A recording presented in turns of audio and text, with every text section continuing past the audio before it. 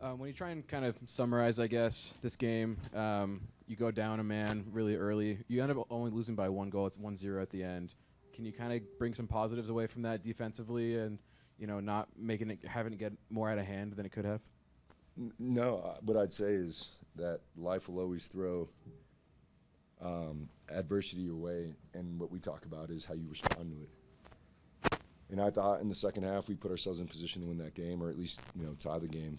It was probably one of the proudest performances I've been a part of in that second half. Again, it's not easy to get out of your half.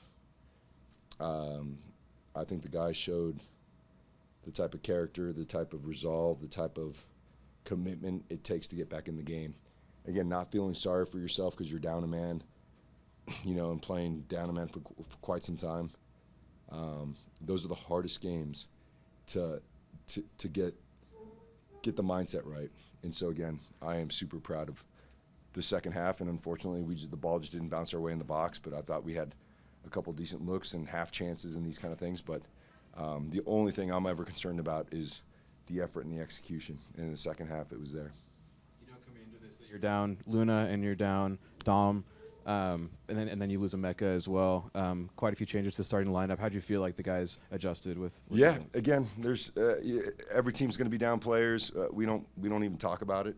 It's the next guy steps up and does a job. And I think for the most part, it takes some time to get into the game, especially with a lot of changes. And the game was back and forth for the first whatever it was 23 minutes. And I think. Again, the guys that stepped in there, I think, did a good job. And unfortunately, something that keeps biting us is our box defending, and it's something that we worked on quite a bit this last week. But again, the game is won and lost in those boxes, and even down a man, you have enough. You have enough players in that area to defend it. So that's probably the one thing that is disappointing if there's anything. But overall, again, I think the guys showed some real resolve today, and that's got to be the foundation. That's got to be the starting point, and then obviously we need to execute the right way as well. Unfortunate loss tonight. Just talk us through what it means to have a great keeper like Rafael to come up huge with that amazing save. Yeah, I mean he made a couple, right? Well, I think one in the first half and one in the second half. He's been amazing. I think. And what he's been amazing at, you guys don't even see. It's behind the door. It's in the locker room. It's behind the doors. His play has been exceptional for everyone to see. But I think what he really has brought to our group is confidence, belief, and making plays.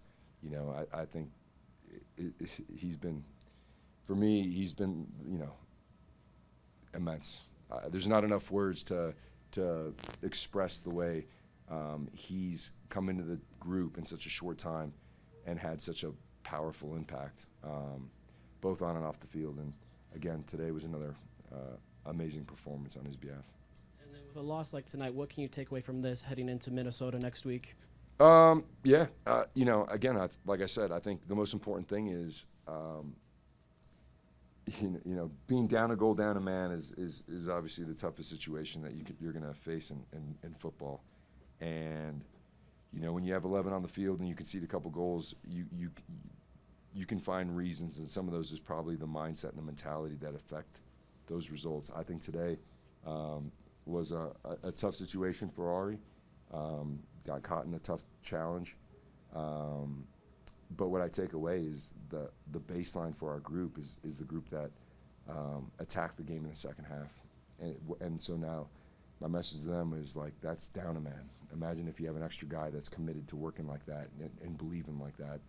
We're going to be a good team. Hey, Mikey. How's it going, brother? Good, how are you? Tough.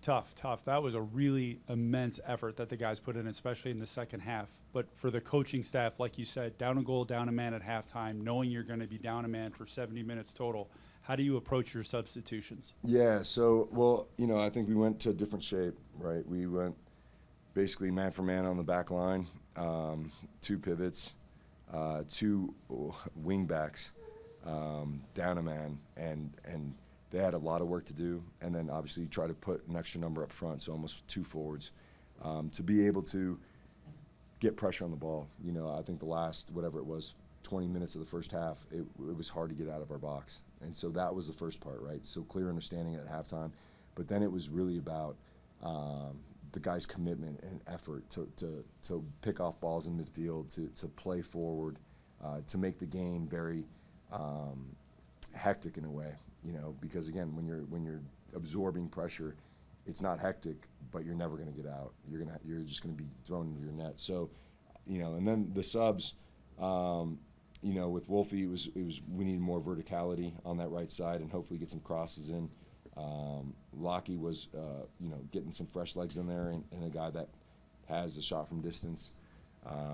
Dropping Diogo back was a guy that can execute on set pieces, and then Alex was fresh legs. You know, Sam was getting a bit fatigued, and I thought Alex came in and did a really good job on that left flank and putting balls in. And so, again, it wasn't easy. And then obviously Kobe, we didn't have you know, another striker. So if we're going to play forward, he's great in the air. He'll battle. He'll do all the little things. So I thought he came in and did a great job as well. So again, the only thing failing us tonight was just a fortunate bounce in an area, because we got the ball in the right spots and it just wasn't. We just didn't find that opportunity. And then something that I saw again at the beginning of the game before the Ari red was Jay Glad pushing up a lot further than I remember seeing him in seasons previous. I think it was in the 12th minute he got all the way up on an overlap and put right across the 18. Mm-hmm. Is that something that we're working on as a wrinkle? No, you know, I think that we anticipated Phil doing that. Him and Phil switched positions in that particular play, and Jay being, you know, dialed into what we were trying to achieve. Because they switched positions, it's what we were asking. If they were coming inside with Pablo, that we'd switch it to Phil and then look for our forwards down the line. But Jay happened to be on the right side and took it in stride again. I think it's, again, we want to be dynamic. We want to be attacking. We're always trying to find different ways to make the 3 a 2. And you know, on that particular play, Jay did a good job. Thank you. Yep. Hey, Pablo, rough night. Did you get any explanation on the red? Seemed like you and the ref had a few interactions. Any insight? No explanation other than what you guys saw. And then again, I think those plays, if you slow them down, they look terrible. You know, I think in real time, I think it was 2 guys going into a hard challenge, and but. And didn't the whistle blow before that? And not much before that. Not much before that. And that's the conversation. It was, you know, felt like Ojeda was being dragged about, you know, 6 seconds before that play unfolded. And that was my conversation. If it was a foul and it was blown early, then that other part would have never happened. So that was the explanation. Okay. And then obviously tempers kind of heat up at that point. Everybody's kind of emotional, you might say. How do you kind of talk your team down to getting back to playing? Well, again, I think in the second half we wanted emotion. We wanted it angry. We didn't want it calm, because calm favors the team with 11 men on the field. We wanted to make it hectic, and again, I think about Ojeda in there nicking balls and starting attacks. You know, Jay Glad breaking up plays. I mean, all the guys did a great job. You know, Vera battling down the sideline and making it difficult down a man, and you know, again, I'm proud of the performance, man. You know, very few times do you lose games and you're like, man, I'm proud, but tonight's one of them for sure. And quite a few yellow cards too. Anybody pushing suspension? No, I don't think so. I don't think so. And again, for the way I see the game and the way I see life, man, is like, you got to go for it, man. And if it means you take someone's arm along the way, then so be it. But like, we're only here for a short time, man. Let's go for it. What are we doing? What I didn't want to do in this game in the second half, I didn't want to die on my knees. I didn't want to die with a 4-4-1 or 5-3-1. I didn't want to do that. I want to go for the throw. I want to go for the game. And if there's yellow cards and it's angry and it's hectic and it's emotional, great. That favors a team that's down a man. So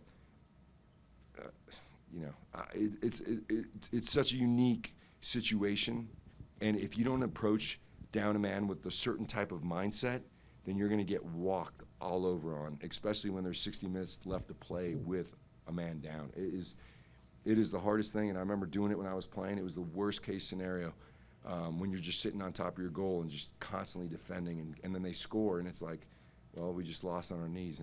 So again, I can't say it enough. Super proud of the way the guys attacked the second half, and I feel we just needed that final bounce to go our way. But again, I think it's a good baseline, a good standard to measure up against, because if you can play that way with 9 field players, with 10, that is asphyxiating football. Like, it's hard to get around, it's hard to make passes, and we're going to create a lot of chances in transition as well. So it's a good performance, good second half to build upon.